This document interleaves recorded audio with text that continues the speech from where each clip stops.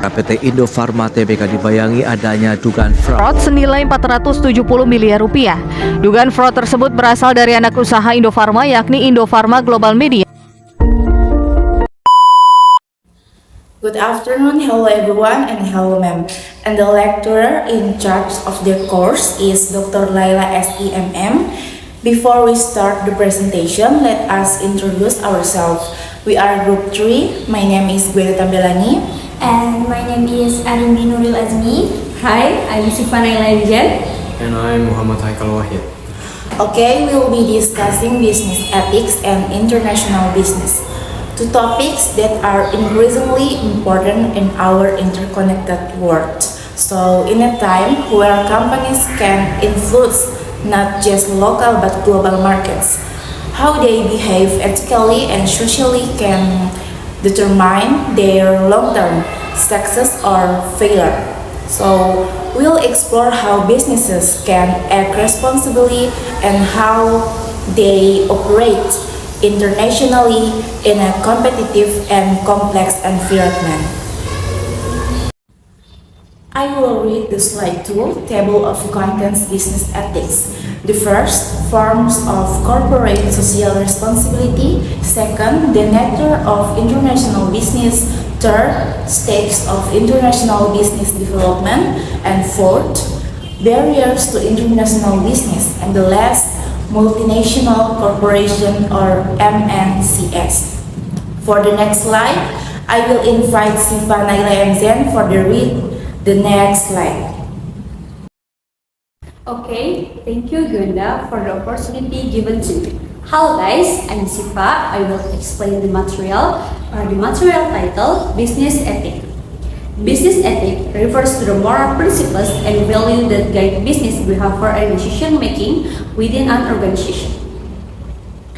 It encompasses how a company interacts with its employees, customers, suppliers, competitions, and society at large. Okay, here are some key aspects of business ethics. 1. Fairness. This is an accountable treatment of all stakeholders, including employees, customers, and suppliers, without discrimination. This including for wage, equal opportunities, and transparency in transactions. 2. Integrity. Honestly, openness and commitment to truth in all aspects of business, they include avoiding conflict to interest, fraud, and corruption. 3. Trust. Building and maintaining trust with customers, employees, and other stakeholders through consistent and responsible actions. Accountability. Taking responsibility for business action and decision and accepting the consequences for mistakes on regulation. Okay. Business ethic in Indonesia. In Indonesia, the definition of business ethic faces unique challenge and such complex culture, found high level of corruption in somehow sectors, and ongoing improvements needed in law and for enforcement. However, awareness for the importance of business ethics is growing in many Indonesian companies. And 2, the material company commitment to managing. Company commitment to managing its social impact demonstrates its awareness and responsibility for the aspect of business activity and society and the environment. Discuss with supply complying with laws and regulation. It reflects of companies' ethical value and long-term visions. This commitment can be demonstrated through various strategies and actions including stakeholders, monitoring, measuring, and strategies and implementation. Okay, that's my material. I will give the opportunity to my friends. We will explain the material. Okay, thank you Siva for the opportunity given. The nature of natural business, business activity that cross national border include exporting and Importing is selling goods abroad, export, and buying goods from abroad is import. Second is licensing, and franchising is giving permission to foreign parties to produce or sell company product. Okay, the third is joint ventures. Is a cooperation between two companies from different countries to form a new business. Okay, the fourth is foreign direct investment, or FDI is a direct investment abroad, such establishing a factory and branch office. Okay, the start of international, which explains the steps that company goes through when expanding its business to the international market. Here, I will explain. The first is business development. Consists two main components. The first is indirect exporting. Indirect exporting is selling product abroad through local intermediaries such as local agent or distributor in the destination country. The second is direct exporting. Direct exporting is the company manage international sales directly without intermediaries. Next is second, foreign investment consists one main component is establishing production facilities abroad. This shows that the company is starting to invest directly for a direct investment, or FDI, which means a long-term commitment to being in a foreign market. The third is becoming a multinational. Consists one component is a corporation. Corporation is a conducting full operation in various countries. At its stage, the company has become a multinational corporation with branch office, factories, or business units in many countries. Next, I invite my friends Brenda Tambulagi to explain the next material. Thank you, RMB, for the opportunity given to me. Now I will explain the slide 7. The topic is barriers to international business. The first, tariff barriers include import taxes. The second, non-tariff barriers includes quotas and strict regulation. And the third, cultural and language differences. And fourth, political and economic instability. And the last, exchange rate fluctuation. And now, I will read a brief explanation of each point. The first point is tariff barriers. The explanation, taxes imposed on imported goods, making foreign product more expensive and less competitive in the local market. And the second point is non-tariff barriers. The explanation is trade restrictions such as import quotas, technical standards, or strict regulation that limit the type or quantity of goods entering a country.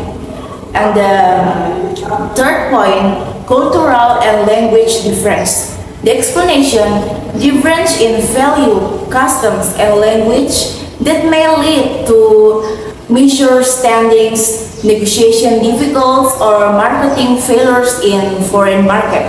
And the fourth, political and economic instability. The explanation, unstable political or economic condition can disturb international trade, create uncertainty, and increase business risk. And the last, exchange rate fluctuation.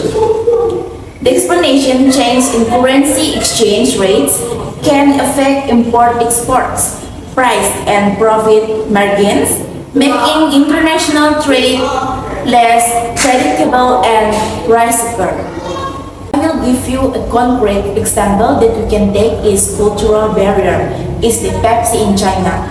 One major barrier to international business is cultural and language difference. For example, when Pepsi expanded into China, they translated their slogan, "Come alive with the Pepsi generation."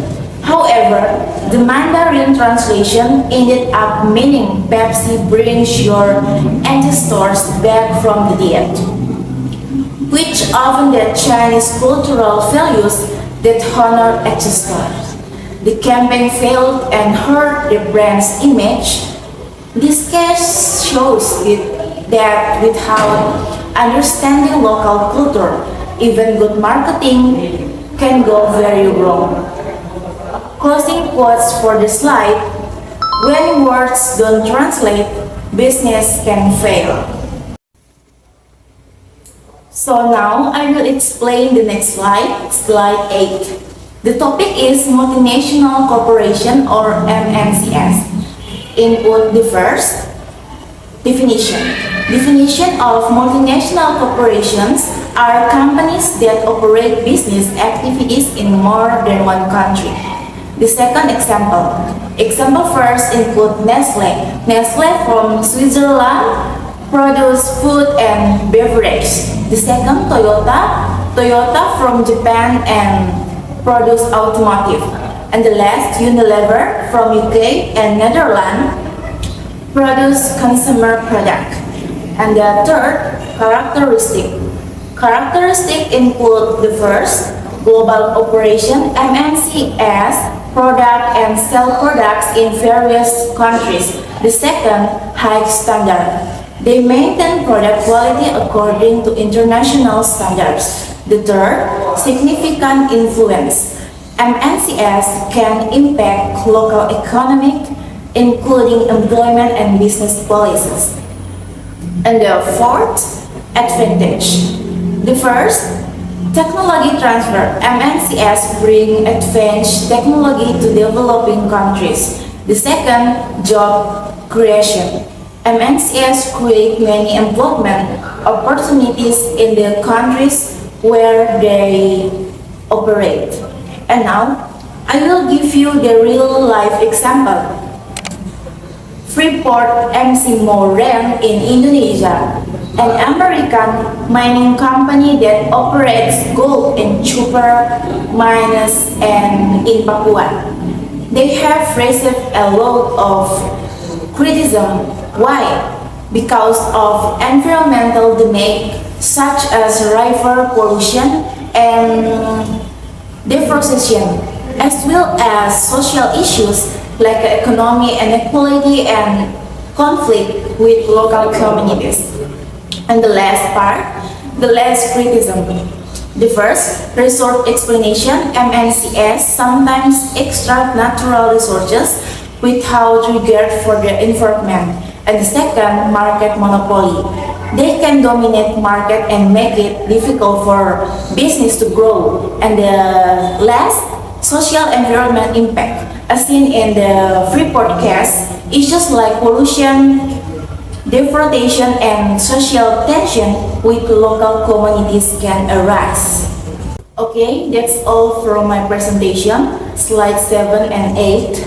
Now, I invite my friend Muhammad Haikal Wahid to deliver the case study and conclusion. Thank you, Gwenda, for the time. Next, I want to explain the study case. We want to use the Garuda Indonesia as the study case. In November 2019, Indonesian state-owned airline Garuda Indonesia was involved in a smuggling scandals. High-value personal items like Harley-Davidson motorcycle engines and Brompton folding bicycle were smuggled aboard a brand new Airbus aircraft. These items were hidden in cargo and not declared in custom manifest. There are 3 ethical violations. The first is abuse of power. Personal items were transported using a company resources. The second is lack of transparency. Items were not declared properly to customs. The third is harm to the state. The state lost potential tax and import revenue estimated at around 1.5 billion Indonesian rupiah, approximately at 100,000 US dollar.